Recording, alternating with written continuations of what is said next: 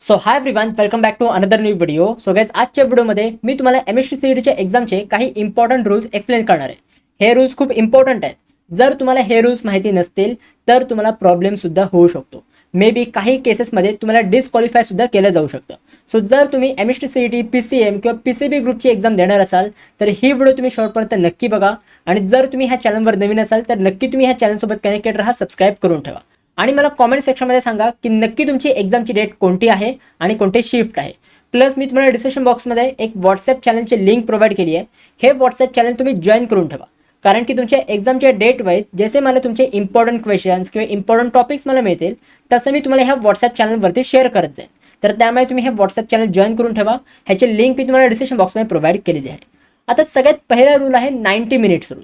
आता हा 90 minutes rule खूप इम्पॉर्टंट आहे. मेजॉरिटी ऑफ मुलांना हा रूल माहितीच नसतो. आता हा रूल मी तुम्हाला एकदम डिटेलमध्ये एक्सप्लेन करतो, तर हे तुम्ही नीट ऐका. लक्षात घ्या की आपली एमएसटी सीईटीच्या एक्झामचं ओव्हरऑल टाइम किती आहे. टोटल आपली 180 मिनिट्सची एक्झाम आहे, म्हणजे टोटल 3 अवर्सची आपली एक्झाम असणार आहे. तर हे जे 180 मिनिट्स आहेत ना, हे 2 पार्टमध्ये डिवाइड केलेले असतात, 90 मिनिट्समध्ये आणि 90 मिनिट्समध्ये. म्हणजे हे 180 मिनिट्स 90 + 90 ह्या 2 पार्ट्समध्ये डिवाइड केलेले असतात. म्हणजेच काय की जेव्हा तुम्ही एक्झाम स्टार्ट करता, जेव्हा तुमची सीईटीची एक्झाम स्टार्ट होते, तेव्हा पहिल्या 90 मिनिट्समध्ये, फर्स्ट 90 मिनिट्समध्ये तुमचे फिजिक्स आणि केमिस्ट्री हे 2 पेपर तुमचे अनलॉक होतात. ह्या पहिल्या 90 मिनिट्समध्ये तुम्ही फिजिक्स आणि केमिस्ट्री सॉल्व्ह करायला घेऊ शकता. म्हणजे जर कोणी असं असेल ज्याला पहिले फिजिक्सचे क्वेश्चन सॉल्व्ह करायचे असतील तर तो फिजिक्सचे क्वेश्चन सॉल्व्ह करायला घेऊ शकतो. जर कुठल्या कॅन्डिडेटला सगळ्यात पहिले केमिस्ट्रीचे क्वेश्चन सॉल्व्ह करायला घ्यायचे असतील तर तुम्ही केमिस्ट्रीचे क्वेश्चन सॉल्व्ह करायला घेऊ शकता. तर तुम्ही ह्या 90 मिनिट्समध्ये फिजिक्स आणि केमिस्ट्री सॉल्व्ह करायला घेऊ शकता. बट मॅथमॅटिक्स किंवा जर तुमचा बायोलॉजी असेल तर ते तुम्ही सॉल्व्ह नाही करू शकत, कारण की पहिल्या 90 मिनिट्समध्ये मॅथमॅटिक्स आणि बायोलॉजी हे तुमचे लॉक्ड असतात. या पहिल्या 90 मिनिट्समध्ये तुम्ही हे 2च सब्जेक्ट सॉल्व्ह करू शकता. मॅथमॅटिक्समध्ये तुम्ही स्विच नाही करू शकत. एकदा तुमचे हे 90 मिनिट्स कंप्लीट झाले तर हे पुढच्या 90 मिनिट्समध्ये जेव्हा हे 90 मिनिट्स स्टार्ट होतील तर त्यावेळी तुमचा मॅथ्स किंवा बायोलॉजी, जर तुमचा बायोलॉजी असेल तर हे तुमचे पेपर अनलॉक होतील. आणि ह्या 90 मिनिट्समध्ये एकदा हे तुमचे पेपर अनलॉक झाले तर त्यावेळी तुम्ही फिजिक्स आणि केमिस्ट्री सॉल्व्ह करायला नाही घेऊ शकत, कारण की पुढच्या 90 मिनिट्समध्ये जेव्हा तुमचे मॅथमॅटिक्स आणि बायोलॉजी हे पेपर तुमचे अनलॉक होतात तर त्यावेळी फिजिक्स आणि केमिस्ट्री हे पेपर तुमचे लॉक्ड होतात. त्यावेळी तुम्ही असं जर म्हटलं की मी मॅथमॅटिक्सचा पेपर सॉल्व्ह करताना मला फिजिक्सचे क्वेश्चन बघायचे आहेत, फिजिक्सचा मला हा क्वेश्चन चुकला आहे का हे मला बघायचं आहे, ते तुम्ही नाही करू शकत. कारण की जेव्हा हे तुमचे 90 मिनिट स्टार्ट होतात तर त्यावेळी कंपल्सरीली तुमचा मॅथमॅटिक्सचा सेक्शन ओपन असतो. त्यावेळी फिजिक्स आणि केमिस्ट्री हे तुमचे लॉक्ड असतात. सो जी मुलं विचारत होती ना की दादा जेव्हा माझी एक्झाम स्टार्ट होईल तर त्यावेळी मी मॅथ्स पेपर सॉल्व्ह करायला घेऊ शकतो का, नाही घेऊ शकत. जोपर्यंत तुमचे पहिले 90 मिनिट संपत नाहीत तोपर्यंत तुम्ही मॅथमॅटिक्स किंवा बायोलॉजीचा पेपर तुम्ही सॉल्व्ह नाही करू शकत. ह्या 90 मिनिट्समध्ये तुम्हाला फिजिक्स आणि केमिस्ट्री हे तुम्हाला सॉल्व्ह करावं लागेल. हां, जर तुम्हाला फिजिक्स केमिस्ट्रीमध्ये स्विच करायचं असेल, मध्येच फिजिक्सचे क्वेश्चन करायचे असतील, मध्येच केमिस्ट्रीचे क्वेश्चन करायचे असतील, हे तुम्ही करू शकता. बट ह्या 90 मिनिट्समध्ये, फर्स्ट 90 मिनिट्समध्ये तुम्ही मॅथमॅटिक्स सॉल्व्ह करायला नाही घेऊ शकत. नेक्स्ट रूल आहे रफ पेज लिमिट. लक्षात घ्या की भरपूर मुलांना कन्फ्युजन आहे की दादा रफ पेज आम्ही घरून घेऊन जायचे आहेत का, की आम्हाला एक्झाम सेंटरवरती मिळणार आहेत. बघा, तुम्हाला रफ पेज एक्झाम सेंटरवरती प्रोव्हाइड केले जातील.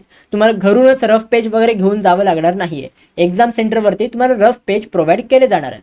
बट हे पण तुम्ही लक्षात घ्या की ह्या रफ पेजची कुठलीही लिमिट नाही आहे. म्हणजे जर तुम्हाला, म्हणजे बघा स्टार्टिंगला काय होतं की तुम्हाला एकच रफ पेज प्रोव्हाइड करतात. बट तुमचा एक रफ पेज फुल झाला तर तुम्ही त्या सुपरवायझरकडे दुसरा रफ पेज मागू शकता, तिसरा रफ पेज मागू शकता, पाहिजे तेवढे तुम्ही रफ पेजेस मागू शकता. असे ह्याला कुठलीही लिमिट नाही लावली असते सीईटी सेलने की तुम्ही एकच रफ पेज घेऊ शकता, 2च रफ पेज घेऊ शकता, अशी कुठलीही लिमिट लावलेली नाही आहे. बट भरपूर एक्झाम सेंटर्स असे आहेत जे मुलांना रफ पेजेस प्रोव्हाइड नाही करत. म्हणजे एक्झाम सेंटर काय बोलतात की आम्ही तुम्हाला एकच रफ पेज प्रोव्हाइड करू, त्याच्यावरच तुम्ही पीसीएम म्हणजे फिजिक्स केमिस्ट्री मॅथमॅटिक्स जे पण तुम्हाला सॉल्व्ह करायचं आहे हे तेच रफ पेज तुम्हाला यूज करावं लागेल, तुम्हाला दुसरा रफ पेज मिळणार नाही, असे भरपूर एक्झाम सेंटर बोलतात. तर लक्षात घ्या की ते एक्झाम सेंटर तुमच्यासोबत स्कॅम करतात, कारण की सीईटी सेलने कुठलीही लिमिट नाही लावली आहे रफ पेजेसची. सो त्यामुळे तुम्ही सुपरवायझरकडे पाहिजे तेवढे तुम्ही रफ पेज मागू शकता, जेवढे पण तुम्हाला रिक्वायर्ड असतील तेवढे रफ पेज तुम्ही मागू शकता. सो आय होप हे तुम्हाला समजलेलं असेल की रफ पेजची कुठलीही लिमिट नाही आहे, पाहिजे तेवढे तुम्ही रफ पेजेस यूज करू शकता. त्याच्यानंतर रूल नंबर 3 आहे 3 अवर्स कंपल्सरी. लक्षात घ्या की सीईटीची एक्झाम टोटल तुमची 3 अवर्सची असणार आहे. ह्या 3 तासामध्ये तुम्हाला तुमच्या कॉम्प्युटर स्क्रीन समोरून तुम्हाला उठून देणार नाहीत. म्हणजे जर तुम्ही बोललात की यार दादा जर माझी 3 तासाची एक्झाम 2 तासांमध्येच कंप्लीट झाली, तर हे 2 तासामध्ये कंप्लीट झाल्यानंतर मी एक्झाम लगेच सबमिट करून मी घरी जाऊ शकतो का?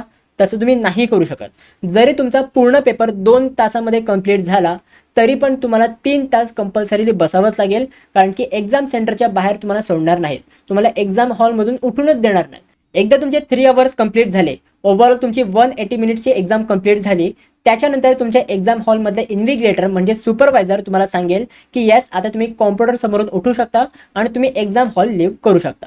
सो त्यामुळे लक्षात घ्या की हे 3 तास तुम्हाला कंपल्सरीली एका जागेवर बसून राहायचं आहे, तुम्हाला कॉम्प्युटर स्क्रीन समोरच बसायचं आहे आणि तुम्हाला एक्झामला अपिअर करायचं आहे. आता नेक्स्ट आहे एक्झाम कॉम्प्युटर फेल्युअर. आता ह्या बाबतीत मी तुम्हाला आत्तापासूनच अवेअर करून ठेवतोय. काय असतं माहिती आहे का की आपल्याला जे पण एक्झाम सेंटर्स असतात ना, हे तुमचे इंजिनिअरिंग कॉलेज असतात आणि प्रत्येक इंजिनिअरिंग कॉलेजमध्ये जे कॉम्प्युटर्स असतात हे बरोबर नसतात, म्हणजे खराब झालेले कॉम्प्युटर असतात, मध्येच ते बंद पडतात. तर त्यामुळे काय होतं की काही मुलांची जेव्हा एक्झाम स्टार्ट होते ना, एक्झाम सुरू असताना मध्येच कॉम्प्युटर बंद पडतो किंवा काही मुलांचा माऊस वर्क करायचा बंद पडतो, मॉनिटर बंद पडतो. म्हणजे अशी तुमच्यासोबत केस होऊ शकते की तुम्ही एक्झाम देताय आणि कॉम्प्युटरवर एक्झाम देता देता तुमचा कॉम्प्युटर्समध्ये बंद पडू शकतो. सो जर असं तुमच्यासोबत काही झालं तर पॅनिक व्हायचं नाही आहे. सगळ्यात पहिले टेन्शन घ्यायचं नाही आहे. भरपूर बोलतील की दादा कॉम्प्युटर बंद पडला, आता मी काय करू, माझी एक्झाम अशी सबमिट होईल का? नाही. लक्षात घ्या की जेव्हा तुमचा कॉम्प्युटर बंद पडतो तर तेव्हा जिथे तुमचा क्वेश्चन म्हणजे जो तुम्ही लास्ट क्वेश्चन सॉल्व्ह करत असाल तर तिथेच तुमची एक्झाम पॉज होते, तुमचा टायमर स्टॉप होतो. म्हणजे फॉर एक्झाम्पल इथे तुमची एक्झाम 180 मिनिट्सची आहे, बरोबर. आता 180 मिनिट्सचा पेपर सॉल्व्ह करताना 150 मिनिट्सपर्यंत तुम्ही आलात, म्हणजे 150 मिनिट्स टाईम रिमेनिंग आहे आणि ह्या टायमरच मध्येच कॉम्प्युटर बंद पडला तर त्या केसमध्ये तुमचा टायमर 150 मिनिटला स्टॉप होतो.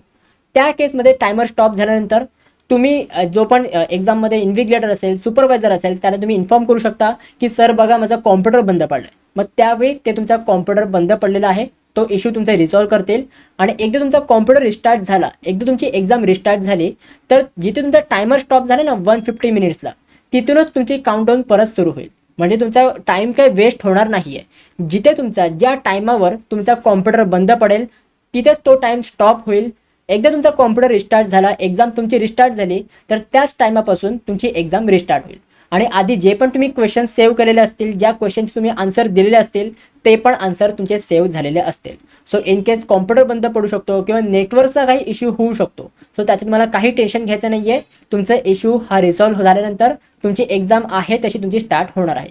सो त्यामुळे मी तुम्हाला एक ॲडवाईस करेन की जेव्हा पण तुम्ही एक्झामला गेल्यानंतर कॉम्प्युटर समोर बसाल ना, तर जे पण काही कॉम्पोनंट्स आहेत हे तुम्ही चेक करून घ्या. म्हणजे कॉम्प्युटरचा जो माऊस वगैरे आहे तर माऊसचा लेफ्ट क्लिक वगैरे वर्क करतोय की नाही, बरोबर माऊस म्हणजे आपण जर मूव्ह केला तर बरोबर ॲरो तो वर्क करतोय की नाही, तर हे तुम्ही चेक करून घ्या. जर काय तिथे तुम्हाला प्रॉब्लेम वाटला तर स्टार्टिंगलाच तुम्ही सुपरवायझरला इन्फॉर्म करा की सर माझा माऊस हे ते वर्क नाही करत आहे तर प्लीज मला रिसॉल्व्ह करून द्या, तर ते तुमचा प्रॉब्लेम सॉल्व्ह करून देतील. सो काही टेन्शन घ्यायची गरज नाही आहे. त्याच्यानंतर रूल नंबर 5 आहे चिटिंग इन CET एक्झाम. आता भरपूर मुलं ना आत्तापासून यूट्यूबला सर्च करतात की how to do cheating in CET exam, असे काही भरपूर सर्च करत असतात. तर लक्षात घ्या की CETची एक्झाममध्ये चिटिंग करायचं तुम्ही ट्राय नका करू. आणखी सगळ्यात पहिले ह्या वर्षी पहिल्यांदा CETCने एक रूल बुक तुम्हाला प्रोव्हाइड केलेली आहे आणि ह्याच्यामध्ये स्ट्रिक्ट रूल दिलेले आहेत की जर तुम्ही एक्झाममध्ये चिटिंग करताना सापडलात तर तुम्हाला डिस्क्वालिफायसुद्धा केलं जाऊ शकतं. प्लस तुमचे जेव्हा एक्झाम सुरू होते ना, जे आपण कॉम्प्युटर समोर तुम्ही बसता तर तुमचे एक इंडिव्हिज्युअल कंपार्टमेंट तुम्हाला करून दिलेले असतात. म्हणजे मी तुम्हाला एक फोटो दाखवतो. ह्या फोटोमध्ये तुम्ही बघू शकता जसे ह्याकडे ब्ल्यू कलरचे कंपार्टमेंट केलेत ना प्रत्येक कॅन्डिडेटसाठी, तर असे तुमचे कंपार्टमेंट केलेले असतात आणि त्याच्यामुळे तुम्ही बाजूच्या कॉम्प्युटरमध्ये बघू नाही शकत. तुम्ही कंपार्टमेंट तुमचे हे ब्ल्यू कलरचे कंपार्टमेंट बनवलेले असतात तर त्यामुळे तुम्हाला बाजूच्यांचे कॉम्प्युटर दिसत नाहीत.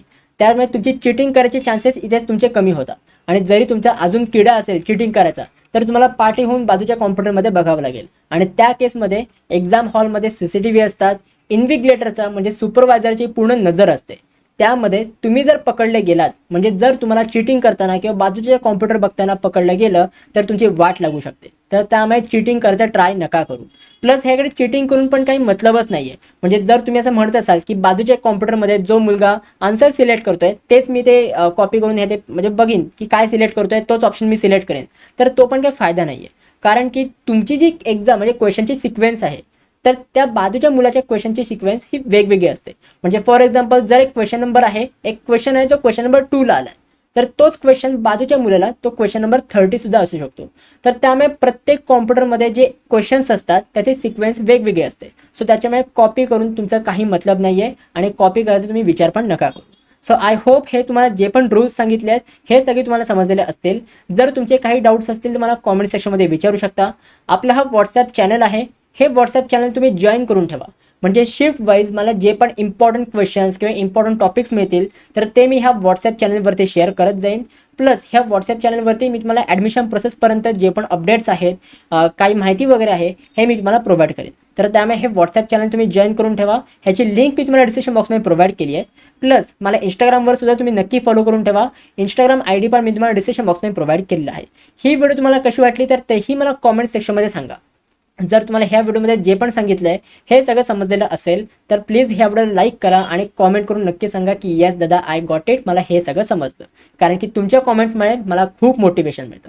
So guys that's it for this video. कशी वाटली तुम्हाला ही व्हिडिओ आवडली असेल तर नक्की तुम्ही लाईक करा. कॉमेंट सेक्शनच्या बाजूला हाईपचं ऑप्शन आहे, तर ह्या व्हिडिओला तुम्ही हाईप करा. कारण की जेवढी तुम्ही ही व्हिडिओ हाईप कराल तेवढी व्हिडिओ ही जास्त मुलांपर्यंत पोहोचेल. तर तुम्ही हाईप करा आणि शेअर करा तुमच्या मित्रांसोबत. भेटू मग पुढच्या व्हिडिओमध्ये. तोपर्यंत बाय बाय, सी या अँड बाय.